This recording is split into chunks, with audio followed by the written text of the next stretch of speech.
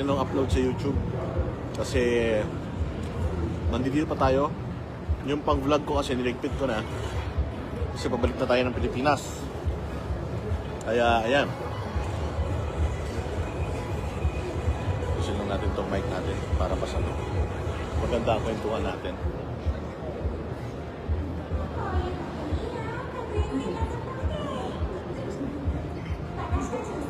Yan. Happy New Year from Hong Kong, sabi ni Abril Sugimura. Shout out kay Mel TV. Kung ano yung mga gusto nyo pag-usapan natin, pero tanong natin isang pasada lang doon sa mga nagtatanggol kay Father Flavie ba yun? May musta kay Binis Guevara, Bando, mabuhay ka.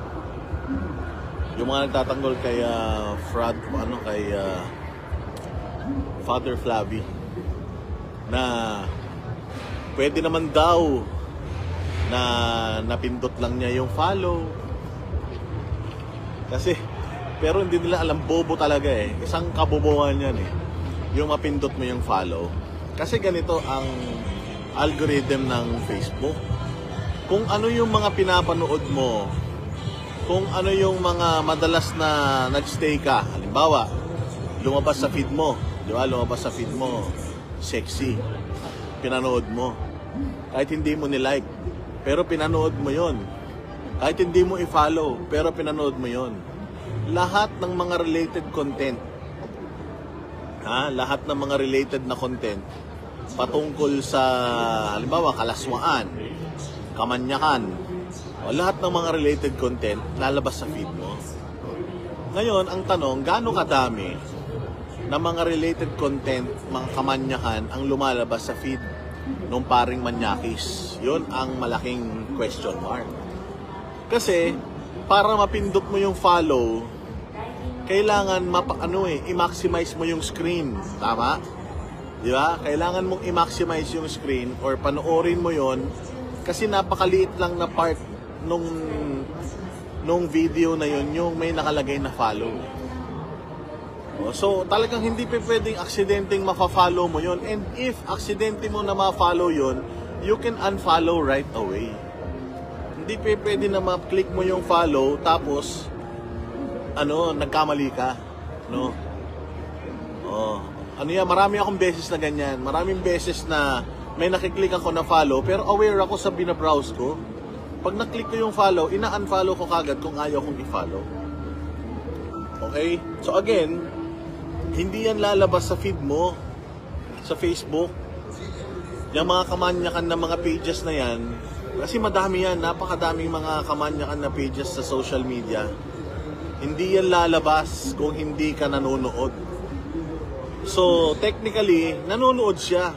Hindi man siguro dyan sa KNTOT gaming na yan. Pero sigurado ako nanonood siya ng iba pang mga kalaswaan. Nakakadiri kasi yan Kasi taong pari ka. Nakakadiri yan kasi taong taong simbahan ka.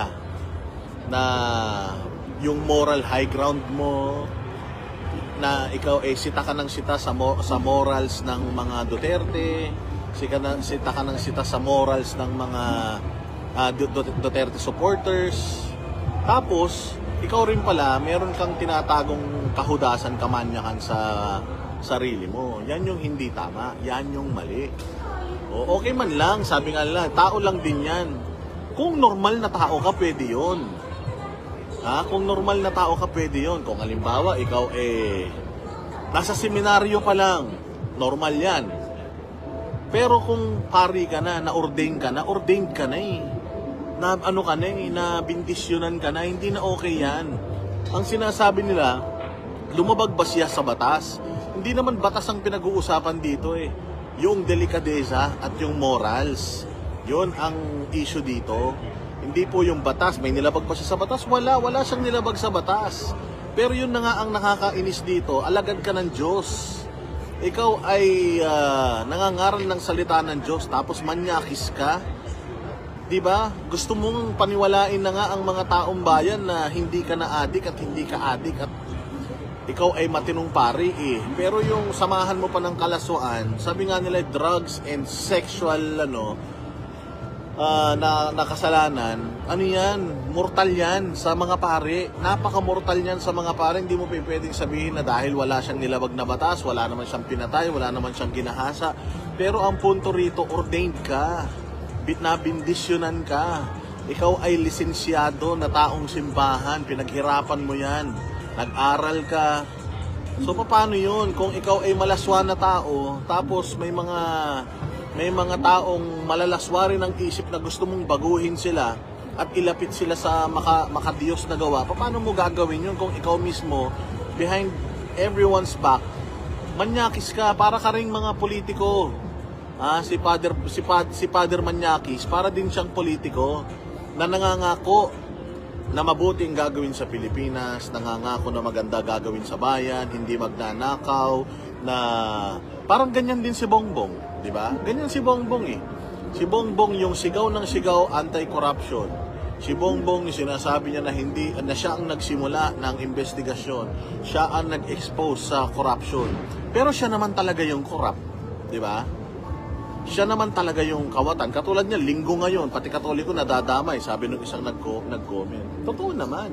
Imagine mo on a Sunday, pupunta ka sa simbahan, tapos nakaabito yung pare, tapos nangangaral tungkol sa paggawa ng mabuti, magandang gawain, ang makadiyos na gawain, para ikaw ay mapunta sa langit, ganun ang sasabihin sa'yo. Tapos meron ka ng parang agam-agam na ito kayang pare na to, katulad to ni Father Flavi, na bukod sa dati ng adik, hindi nga natin alam kung adik pa ngayon eh, magpa-drug test kaya siya para malaman kung adik pa siya ngayon, di ba? Although, private na tao man siya, so wala naman tayong pakialam kahit mag-addict siya, pero wag siyang magmalinis.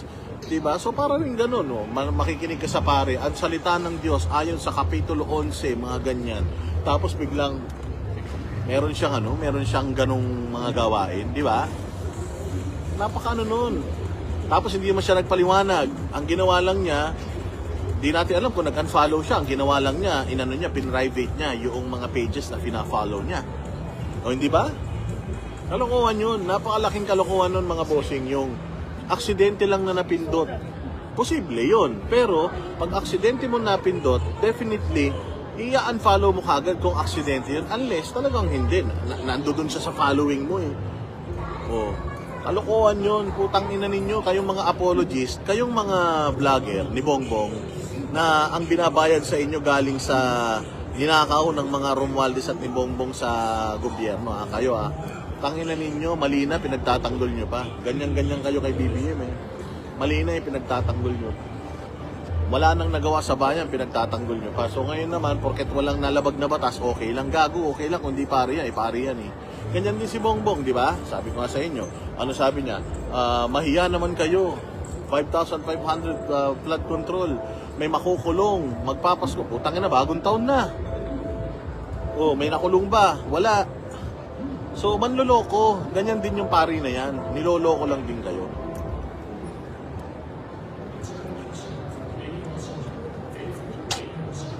Sinasabi lang ng pari na yan na matino siya, na hindi nila matiis ang kademonyuhan ng mga Duterte. Kaya ipapakulong nila si Inday Sara, hindi daw siya ihinto, hindi daw niya bibitawan yung laban hanggat si Inday Sara ay nasa posisyon at hindi napapakulong. May mga ganun pa siya. Takin mo, dati ka ng adik, tapos ngayon manyakis ka pa. Gusto mo palang maging pinaka-jaculero na pare na tao sa Pilipinas, di sana hindi ka na lang nagpare. Di ba? Sana hindi ka sana hindi ka nag-abito. Sana hindi mo ginamit ang simbahan para sumikat ka. Gamit na gamit mo simbahan eh. Ginagamit yung pasalitaan ng Diyos eh. O tapos ngayon, ididikit nila yan kay Pastor Apollo Kibuloy.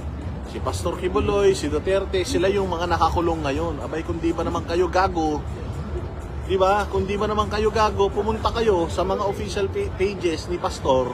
Tingnan ninyo kung naka-follow siya sa mga yan. Hindi, wala. Hindi nyo pwede i-compare. Kasi Kasi sinasabi nila may kaso si pastor, may kaso. May nagtuturo kay pastor. Ang nagtuturo kay pastor, isang tao na walang reputasyon. Isang tao na walang ebidensya. Kailangan patunayan sa korte yan bago natin malaman kung guilty ba talaga siya. Pero hindi hindi ba? Isa nga yan sa ipinapangaral ni pastor eh.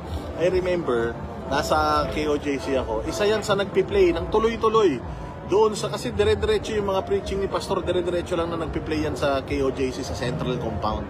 Isa sa mga isa sa mga pangaral niya, yung panonood ng porn. Bawal na bawal sa kanila yan. Inaalis nila yung ganyang karnalidad sa tao. Inaalis nila yan, yung tawag ng laman, tawag ng material na bagay, yung inggit, lahat yan yung inaalis. Yan ang wala yung mga members ng KOJC. At saka alam naman natin na yung kaso ni Pastor Apollo Kibuloy is political. Political yung kaso ni Pastor. Oo, hindi naman yan hindi naman yan katulad ng mga sinasabi nilang mga paninira. Lahat yan paninira lang. And lahat ng yan nasa korte na. Lahat ng yan ay dinidinig na.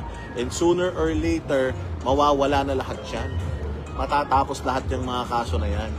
So yung mga pagtawag-tawag ninyo ng manyakis kay pastor, bumabalik sa inyo. At ang nakakatawa rito, yung kay pastor ha, sumbong ito ng ilang tao o isang tao lang. Ilan ang miyembro ng KOJC? Di ba? Ang miyembro ng KOJC ay 7 milyon. Isang tao lang yung nagsasabi na ganun siya. Gaano karami yung mga kababaihan, kabataan na nakadikit kay pastor. Wala namang sinasabing ganyan. Lahat nga sila nagbibigay ng patunay na malabo yan. Malabo pa sa ihi ng bagong panganak niya sinasabi na si Pastor Apollo Kibuloy ay ganito. Di siya ganun. Lahat yan ay political. Lahat yan, sabi ko nga, pakawala nga yan ni Risa Ontiveros, hindi ba? Nung nakaraan, yung isang sinabihan niya o yung isang testigo nga niya, bumaliktad na hindi ba? So doon tayo magbabase. Itong mga kaso ni Pastor, gawa-gawa lamang ng isang tao na tiwalag na. Isang tao na gumawa ng kalokohan sa loob, tinanggal, hindi niya matanggap sa sarili niya, kaya gumawa na lang siya ng istorya para sirahin si pastor. And again, this case was dismissed 4 years ago. Actually, 5 years ago na sa Davao. It was dismissed, binuhay na nga lang yan. Dahil nga, alam nila na si Pastor Apollo Kibuloy close kay Pangulong Duterte. And sinimulan nila kay Pastor Apollo Kibuloy yung pagtatrabaho. Ganun yan. So, hindi comparable yung kay pastor at saka dito kay father. Dahil ito si father, wala man nag-aakusa sa kanya. Siya mismo ang gumawa nitong mga katarantaduhan na ito. Siya mismo ang umamin na addict siya. Siya mismo ang umamin na pari na siya, na nasa seminaryo siya, bumabatak siya. Siya mismo ang nagsabi na curious siya kung meron pang mas masarap sa marijuana. So, ibig sabihin, yung marijuana, di ba? O yan, sabi nga ni Windel, binayaran daw ni Satanas o ni Satanas. O, di ba? So, lahat na yan ipinakikita na natin. Lahat na yan, may mga lumabas na ng ebidensya, may lumabas na ng mga tao, na mga binayaran, na bumaliktad, na sinasabi nilang hindi totoo yung mga ibinibintang nila kay pastor. Na sila ay binayaran lang para sirain si pastor. Dahil nga si pastor ay tinrabaho mga komunista at mga NPA. Kita mo, lakas na naman ng mga NPA ngayon.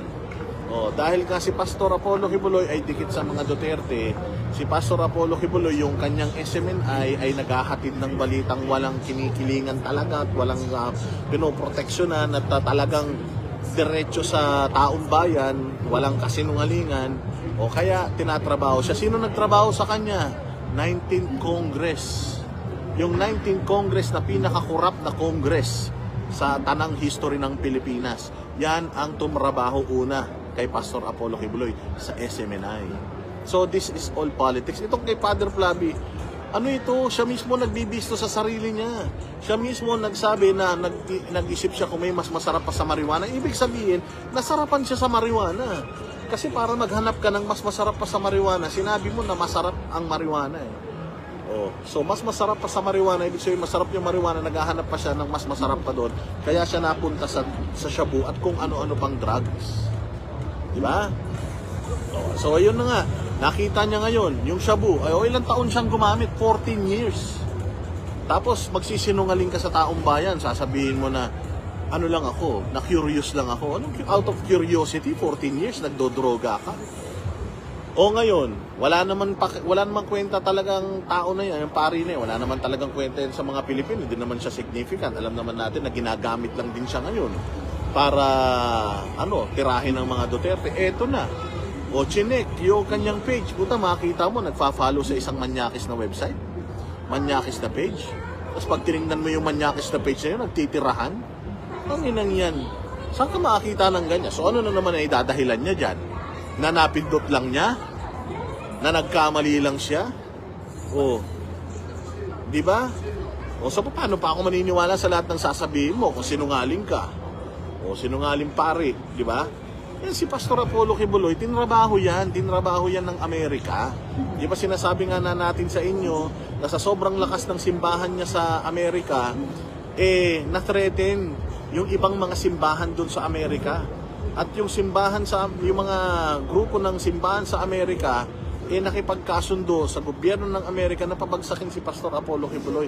Nagsimula yung kaso niya sa Amerika. Kami ang boses ng masa, hindi natatakot.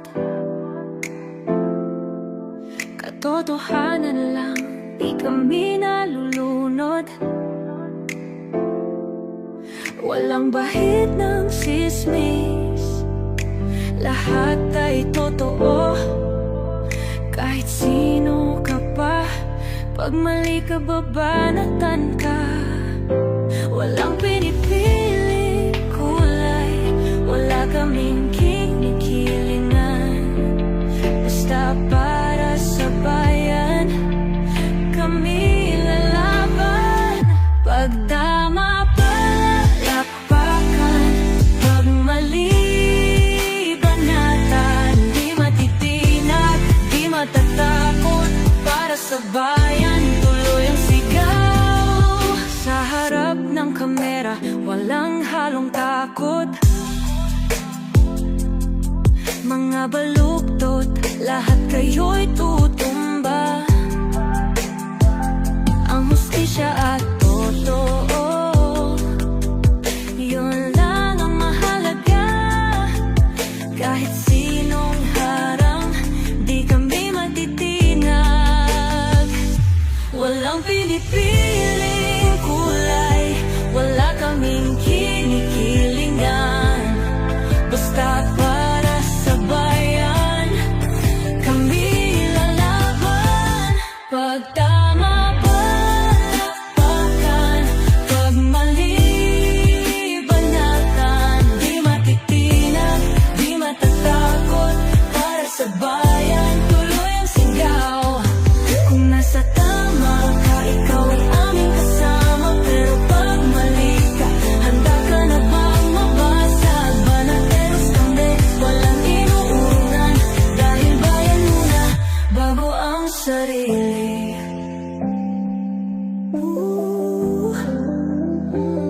Bago ang sarili.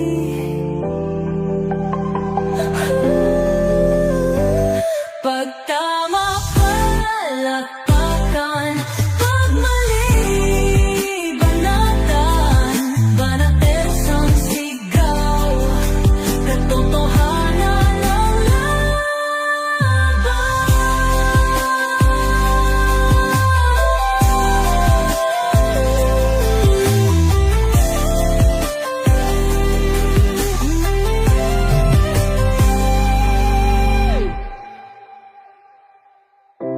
Sa harap ng kamera, wala